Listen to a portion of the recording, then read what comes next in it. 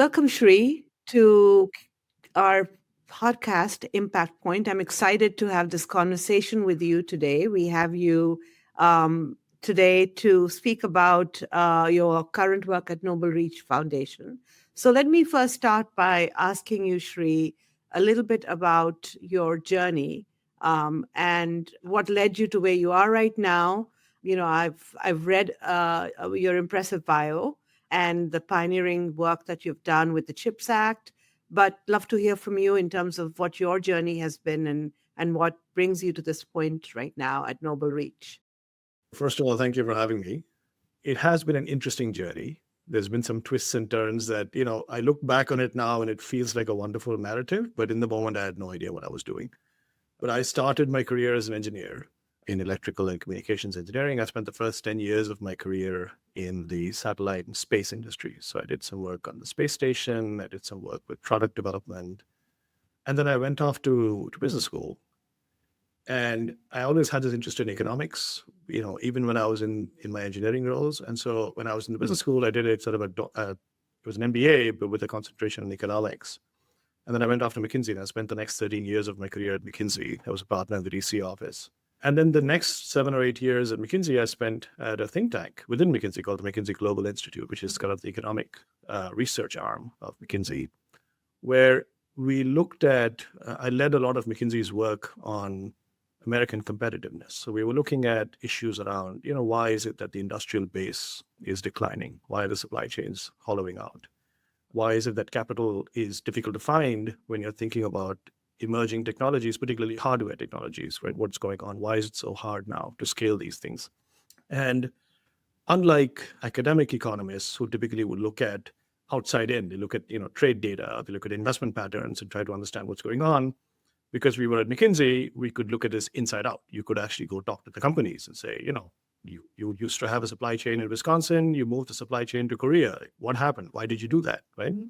And we started to get some really interesting insights, again, from a corporate capital angle on all of these things, mm-hmm. right? And so we started writing about these sorts of things. And, as part of the work that I was doing, because the perspective was so unique, we ended up informing a lot of policymakers through that work. And so, throughout that period from about 2013, 2014, all the way through 2020, there was a lot of work, a lot of interaction with policymakers, in DC, in Europe. And come late 2020, the Biden transition team and I were having a discussion about some of these things, and an opportunity came up to join the government. And I thought, okay, this is a good opportunity. It's kind of, instead of being on the outside writing and speaking about these things, you can go to the inside and actually try to do something about it.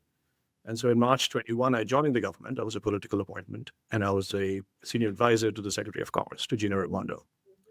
And, at the time it was positioned as, the Biden team was going to make a big push on technology and industrial policy.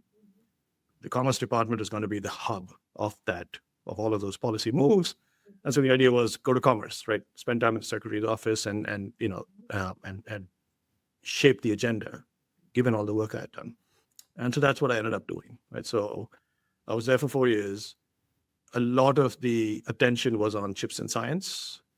There were other programs too. There were supply chain resiliency issues. There was stuff around, Inflation Reduction Act and all of that. But the vast majority of my time was spent shaping and shepherding the CHIPS Act over the finish line, developing some of the strategy for how to think about implementation, and then setting up the team, getting folks like Mike Schmidt and other folks in there, and then serving on the investment committees for the semiconductor work, which is the CHIPS bit, and the science bit of chips and science, which is all about regional innovation and how do you create these regional ecosystems to drive technology development. And so I did all of that. And I think, having gone through that engineering and then the business perspective and the economic perspective and then being in government, it feels to me a little bit like this country is missing an institution that sits between these institutions and is able to translate language, is able to translate talent back and forth between them. Because what I'm seeing is people who spend their lives in government speak a different language from people who spend their lives in Wall Street or in the corporate sector or in the academic sector. And all of these folks, well-minded folks who are trying to do the right thing for the nation, but you end up speaking past each other. The same terms mean different things to different people. And so what attracts me to NobleReach is it is trying to be this kind of nonprofit, national security oriented, mission driven, adjacent to government, but with a significant private sector DNA in it. And it has roots, we have a bunch of academic partnerships with more than 50 universities across the country. And it's trying to be this organization that can be this talent platform where mission-driven people, you may be at a McKinsey or a Goldman or at, some university somewhere, and you want to do something big with the government, but you're not looking for a career in government, but you want to work alongside the government to solve a problem, to shape a policy, to drive a program. And you need to be released from the confines of your home organization because every organization has its constraints, right?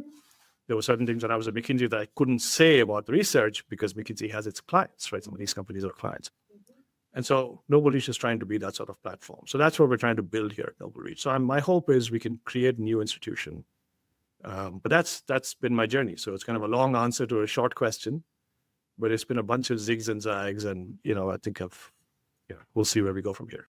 Thank you for walking us through that. And there's so much that I want to dig into based on your background, because it is amazing that you set in motion and were instrumental in the passing of the CHIPS Act, which has been foundational in building the supply chains back domestically in the semiconductor industry. And I love what you guys are doing at NobleReach, because one of the reasons why we at Q2 Impact keep doing what we're doing is because we are mission focused. And so we also want to have an impact. And I think there are other people like that, many who are trying to figure out, how do I make an impact and how do I put my talent to use? So I definitely see a place for an organization like NobleReach. So that's really great to know. But I cannot help but think that there's so many parallels to what we're trying to do even now, as we're trying to build domestic supply chains, right? And the industrial base here in the United States, right? And we have had this great experience, and you have that experience with the work that you have done.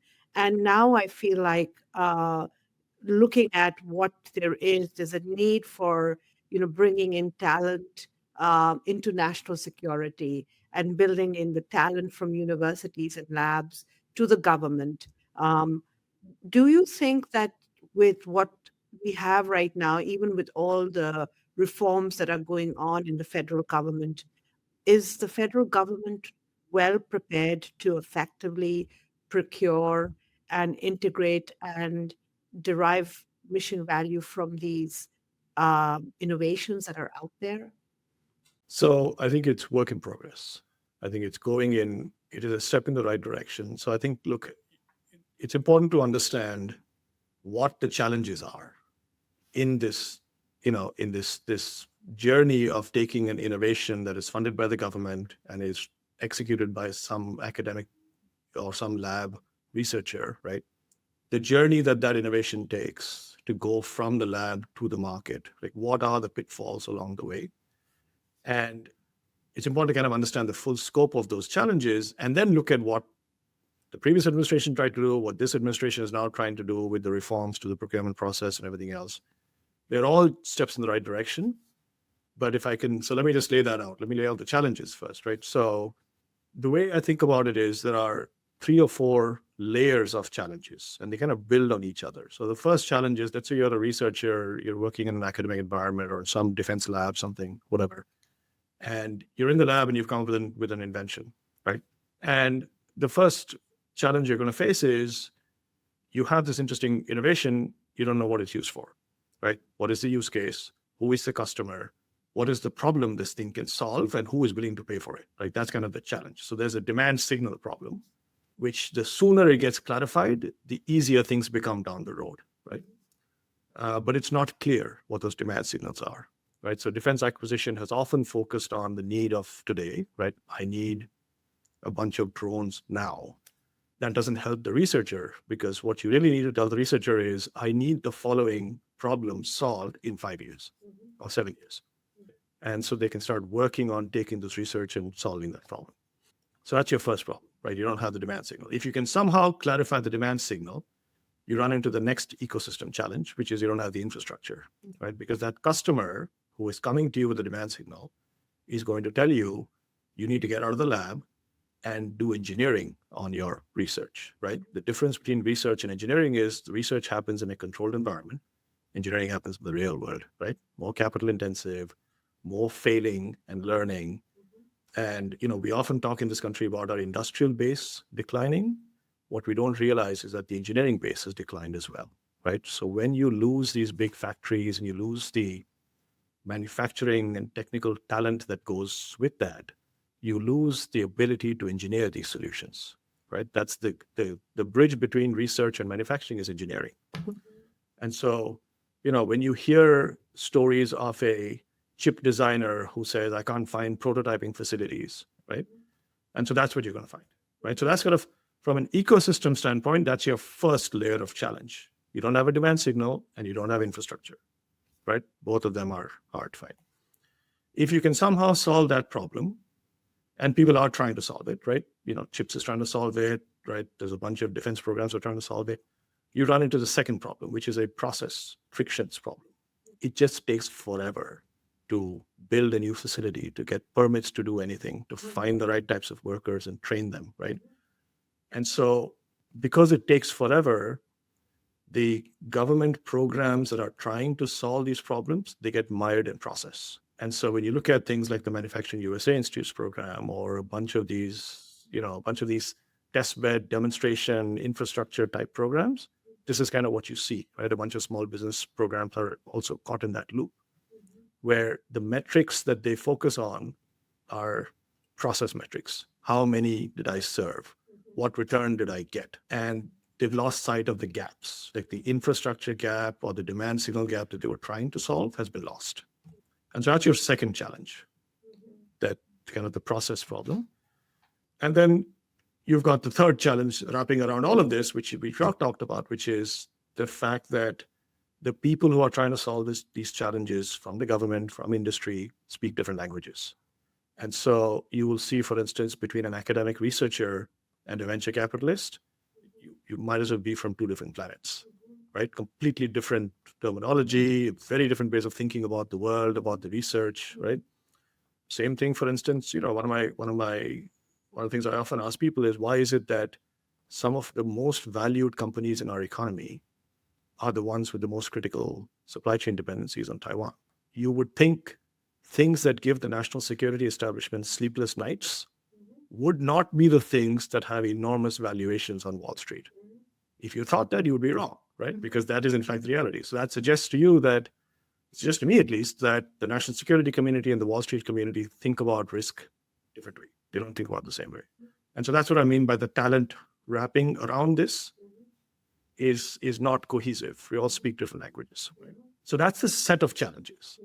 And so when people say capital doesn't flow to the industrial base and doesn't flow to emerging technologies, it's not a capital problem. There's plenty of capital out there. It's these three layers of problems, the ecosystem challenges, the process problems, the frictions in solving these things, and in the fact that the talent speaks different languages, that's what's holding the capital back.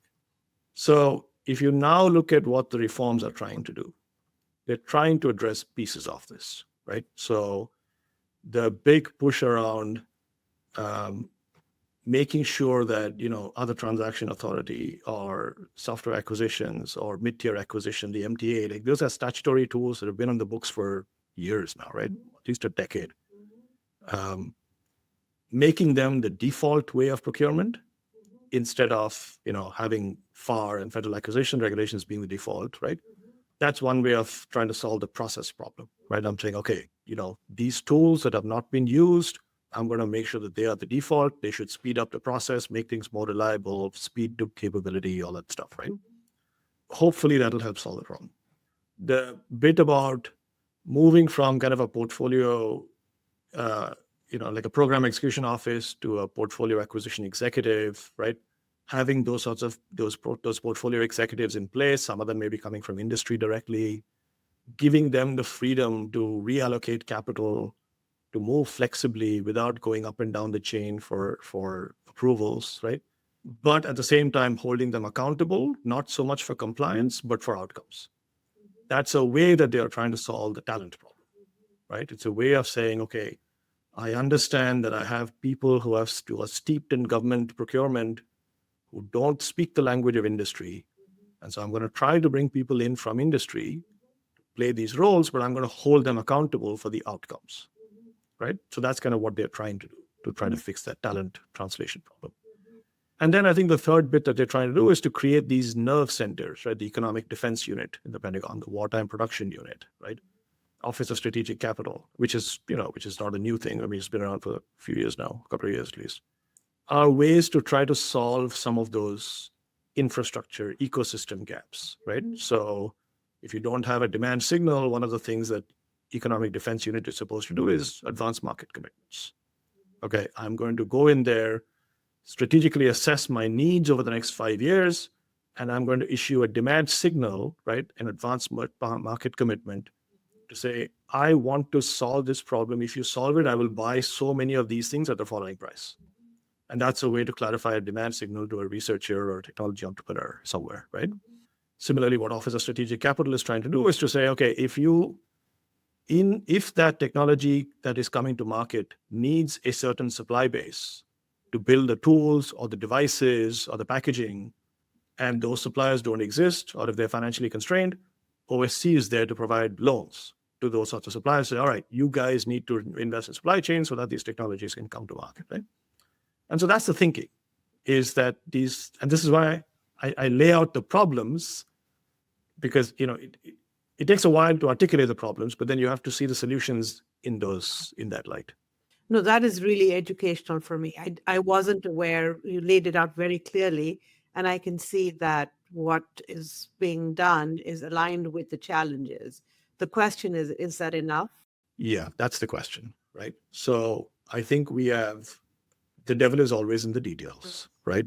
So the first thing to see is, at the end of the day, this is an executive order and a set of memos. Is that enough to change the culture and actually make things happen? Jury's out. We'll have to see. I would hope this is enough to get things moving. Okay. But there are, I think, a couple of structural challenges that this is going to run into. Okay. The other challenge, which I mentioned earlier, right? I mean, it's wonderful to have Office of Strategic Capital deploying funds against the supply base. It is still fighting headwinds. As I said, right, Wall Street's perception of national security risk is not the same as the government's perception. Until that aligns, we will always be fighting a headwind. We saw this with chips, right? Yes, there are incentives being provided. There were conversations being had with the customers of some of these chip manufacturers to say, all right, taxpayer money is going in to diversify your supply chain for you. Are you willing to lean in and make advanced market commitments, right? Generally speaking, the answer was no, right? We have to see when these factories are going to come up, because they were focusing on the process frictions. They know, right? Process delays, like how long does it take to build a factory here? Are you going to find the right workers? Is that factory going to have the right quality in the yield? Is that going to come up quickly? As a customer, how can I make an advanced market commitment if I don't know any of these things, right? Fair enough. But what you end up with is a taxpayer subsidized program to diversify a company's supply chain, but that company is not leaning in that opportunity, right? It's sort of sitting back and saying, I'm just going to wait and see how this pans out, right? So until those sorts of things are aligned, right, with government priorities or national security priorities, my concern is these sorts of government initiatives will always be fighting against the headwind. And so that's, I think, a structural thing we have to sort out. So there's still a number of things that need to be done for this to be effective. I think the first one would be you have to make it easier to have talent go back and forth. You cannot have a situation where you either spend your entire career in government or you spend your entire career in the private sector. And the more time you spend in one, the less likely you are to spend in the other. That is a problem for this country. I think we have to find a way to keep the accountability and keep the transparency, but allow for that portability to happen. Okay. Okay. So that's one. That's kind of why I think with NobleReach, that's why I find this NobleReach concept kind of compelling. Say, all right, here's a platform that allows you to do that, right? And we'll see if it works, right? We'll see if the government is willing to engage. We'll see if, we're certainly seeing, as you said, folks like yourselves, right? Folks like me, many people who have straddled both worlds see the value of this, want to serve, but not looking for a career in government, right? We're seeing a lot of young folks, in fact, lots of young folks who are, technical folks, business talent, want to serve, not interested in a career. They don't want to do like 30 years of government. I want to do like a couple of years, do something big, go off and do something else after that. So that's, I think, one thing we would want to try to solve for. The second thing I think we'd want to solve for is, you talk about change management, right? And one of the first principles of change management is understanding and articulating the problem. I don't think we have understood and articulated the problem. And getting people on the same page, speaking the same language, at least speaking simple language that everybody understands. Exactly, right? So take the US-China competition. So all of these issues around defense procurement, technology scaling, right? Emerging technologies, it's all, the shadow behind all of this is the US-China competition, right? In my view, you cannot solve the US-China, the US cannot do well in the US-China competition without the private sector and the public sector understanding, coming to a shared alignment of risks. I found it really interesting when I went into government, how in a capitalist economy that is mostly run by corporations, how few policymakers understand concepts like the cost of capital, the gross margin, right? The internal rate of return, right? What does that mean, right? How few policymakers understand, I spoke to a dozen CEOs and they said they were going to do this. And I was like, yeah, but you realize they are beholden to their boards and the boards are beholden to the shareholders. So just because a CEO says he can do it, he or she can do it, doesn't mean they can do it, right? They are not yes, they are the ultimate executive authority, but there are other people that they're accountable to. That's how the corporate structures work, right? And so I think that lack of understanding shows up in the policy. So whether it is, shipbuilding policies or semiconductor policy, and that's what we were trying to look at, right? So, with chips, for instance, people initially framed it as a construction subsidy program, okay? Because the idea was, we don't make semiconductor fabs in this country anymore. They're all made in Taiwan. Why? It's more expensive to make them here. Why? I mean, most of the fabs are completely automated, right? So the labor is more expensive here, and the labor is mostly in the construction of the fabs. Like, that's why it's more expensive here, because, other things, electricity is fine here, whatever else. Therefore, if you subsidize the construction, you can build the fabs here, right? And so you can imagine when somebody's thinking along those lines, and a guy like me shows up and says, no, you got to focus on the IRR. And like the IRR is too high for these things, right? And 40% of the semiconductor project is an infrastructure project, and so you don't need 30% IRR on that 40%. Like, when I start speaking about stuff like that, you can see how people are just going to be, what are you talking about, right? That has to be addressed, right? And so there has to be that sense of shared alignment of at least what a common risk is, right? What is the cost of capital, right? And then I think the third thing I would add to this structurally is the issue of the workforce, okay? There are thousands of workforce programs in this country, and we've spent billions of dollars of federal, state, local, companies have spent money, right? And yet there are skill gaps.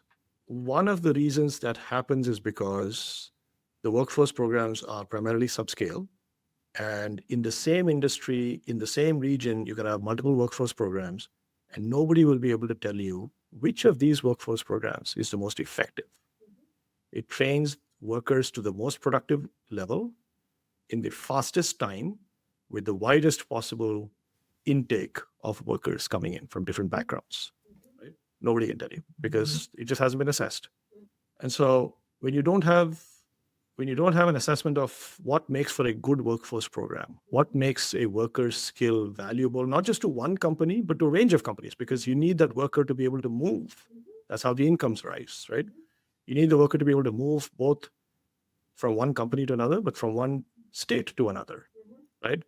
If the workforce programs are tied to a community college and some other community college does something completely different, you've got a problem.